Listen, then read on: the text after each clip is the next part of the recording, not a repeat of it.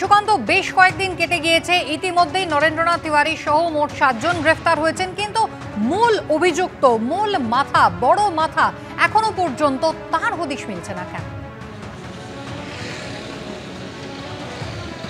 একেবারে দেখো, যেমন এখনো পর্যন্ত মোটিভ কি সেই সম্পর্কে পুলিশের কাছে সম্যক ধারণা হয়নি। গতকালকে নিজেদের হেফাজতে পাওয়ার পরে টানা তৃণমূল নেতা নরেন্দ্রনাথ তিওয়ারি এবং অন্যদিকে তারই আরেকজন অ্যাসোসিয়েট স্বপন শর্মা, দুজনকে ম্যারাথন জিজ্ঞাসাবাদ করা হয়েছে, কিন্তু এখনো 3টে সম্ভাবনার উপরে তারা জোর দিচ্ছেন। এক হচ্ছে, এই এলাকা দখলকে কেন্দ্র করে কি দুজন নেতার মধ্যে কোনো রকম সমস্যা তৈরি হয়েছিল, অর্থাৎ নরেন্দ্রনাথ তিওয়ারি এবং দুলাল সরকারের মধ্যে, নাকি 2022 সালে পুরো ভোটের পরে নরেন্দ্রনাথ তিওয়ারির ভাইকে এবং নরেন্দ্রনাথ তিওয়ারিকে মারধর করার একটা অভিযোগ উঠেছিল কিন্তু দুলাল সরকারের বিরুদ্ধে। সেই অভিযোগের পরিপ্রেক্ষিতে সেই বদলা নিতেই কি এই মারধর, নাকি এই গোটা বিষয়টির নেপথ্যে কোনো পলিটিক্যাল পালাবদল ছিল?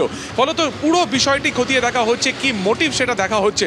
এর পাশাপাশি কিন্তু তদন্তকারীদের ভাবাচ্ছে যে শুধুমাত্র একজন রাজনৈতিক নেতার মাথা কি এর নেপথ্যে কাজ করেছে, নাকি এর নেপথ্যে বড় কোনো মাথা রয়েছে, এবং এই বড় মাথার কথা কিন্তু প্রত্যেকে কার্যত স্বীকার করে নিয়েছেন।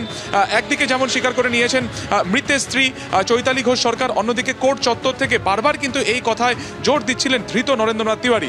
ফলত তুমি যদি অপারেশনটার দিকে দেখো, অর্থাৎ গত 2 তারিখে যে ঘটনাটি ঘটেছিল, যে অত্যন্ত শার্প অপারেশন হয়েছিল, যে এলো একজন এরকম দুর্দণ্ড প্রতাপ তৃণমূল নেতাকে চেস করা হলো এবং তাকে পরপর গুলি করে তাকে খুন করে পালিয়ে গেলেন আততায়ীরা। এবং সেক্ষেত্রে প্রশ্ন উঠছে যে এই যে বাইক থেকে শুরু করে লজিস্টিক সাপোর্ট, এই এবং পরবর্তীকালে তাদেরকে পালিয়ে যাওয়া, তাদেরকে আশ্রয় দেওয়া, এই গোটা ঘটনা কি কারো একার পক্ষে করা সম্ভব? পাশাপাশি গতকালকে পুলিশের তরফে যে দাবি করা হয় যে 50 লক্ষ টাকা সুপারি দেওয়া হয়েছিল, এই 50 লক্ষ টাকার আর্থিক ট্রানজ্যাকশন ঠিক কোথা থেকে হয়েছিল? কারণ অভিযুক্তদের ব্যাংকে একাধিক সেভারাল ট্রানজ্যাকশন হয়েছিল, গতকালকে সরকারি আইনজীবী কিন্তু সেটা স্বীকারও করে নিয়েছেন। কিন্তু এই টাকা এসেছিল কার অ্যাকাউন্ট থেকে, এই টাকার সোর্স কি, এই টাকার যোগান কি, এই যাবতীয় বিষয় তারা খতিয়ে দেখছেন। এবং এই বড় মাথা নেপথ্যে কার আঙ্গুল কাজ করেছে, বা নেপথ্যে কার ইনস্ট্রাকশন কাজ করেছে, সবটাই কিন্তু খতিয়ে দেখা হচ্ছে। এবং এই নেপথ্যে কোন মাথা রয়েছে, তার কি ভূমিকা ছিল, এবং এই রাজনৈতিক খুন, যেটা বারবার কালকে সরকারি আইনজীবীও কোর্টের মধ্যে বলেছেন যেটি অত্যন্ত তাৎপর্যপূর্ণ, এই বড় মাথার আসল উদ্দেশ্য কি ছিল, সবটাই কিন্তু খতিয়ে দেখা হচ্ছে। এবং এখনো পর্যন্ত এই ঘটনায় কিন্তু 2 জন পলাতক, এবং তাদের মাথার দাম প্রায় 2 লক্ষ টাকা করে 4 লক্ষ টাকা ইতিমধ্যে ঘোষণা করেছে। ভিন রাজ্য পুলিশের টিম গিয়েছে, যাদের মধ্যে একজন হচ্ছে রোহন রজক, যার ভাই অমিত রজককে ইতিমধ্যে গ্রেফতার করা হয়েছে, এবং আরও একজন বাবলা যাদব। এই দুজনকে আরও গ্রেফতারের পরই কিন্তু গোটা বিষয়টি পরিষ্কার হবে। আপাতত ম্যারাথন জিজ্ঞাসাবাদ করা হচ্ছে তৃণমূল নেতা নরেন্দ্রনাথ তিওয়ারি এবং তার অ্যাসোসিয়েট স্বপন শর্মাকে। ধন্যবাদ।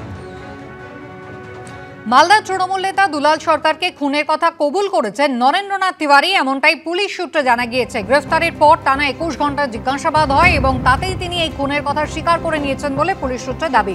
কথা বলবো, আমাদের প্রতিনিধি করুণাময় সিংহ রয়েছেন আমাদের সঙ্গে। করুণাময়, টানা 21 ঘন্টা জিজ্ঞাসাবাদের পর নরেন্দ্রনাথ তিওয়ারি সহ 2 জনকে মোট গ্রেফতার করা হয়েছে। কি জিজ্ঞাসাবাদ থেকে জানা গিয়েছে, এখনো পর্যন্ত কি খবর? দেখো, দুলাল সরকার করে প্রথমেই 5 জনকে গ্রেফতার করা হয়েছিল, তাদেরকে জিজ্ঞাসাবাদ করে এবং তোমার হচ্ছে তাদেরকে কল রেকর্ডিং সেগুলো খতিয়ে দেখে এবং সিসিটিভি ফুটেজ, এলাকার যে সমস্ত সিসিটিভি ফুটেজ রয়েছে সেই সিসিটিভি ফুটেজ খতিয়ে দেখে পুলিশ কিন্তু নরেন্দ্রনাথ তিওয়ারিকে ডেকে পাঠায় মঙ্গলবার, এবং তার 2 ভাইকেও ডেকে পাঠানো হয়।